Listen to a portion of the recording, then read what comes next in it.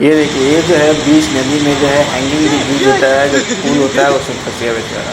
ठीक है, बच्चा जो है लग रहा है जो स्कूल का बच्चा है, शायद से वो पार कर रहा है और तभी जो है अचानक जो है फ्लैश फ्लड आ गया है, पूरा नदी जो है भर गया और लगता है ब्रिज जो है टूट जाएगा। अगर वो जानबूझ के ऐसा कर रहा है तो भाई बहुत ही खतरनाक है।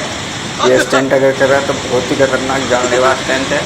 अगर हाँ मजबूरी में फंस गया है तो फिर तो कोई बात नहीं है, लेकिन अगर जानबूझ के कर रहा है तो भाई बहुत ही खतरनाक। देखिए पानी कितना पूरा ब्रिज को लगता है उड़ा ले जाएगा एकदम से। ऐसा बिल्कुल भी नहीं करें एकदम से, जान को खतरे में डालने वाली बात है। ओ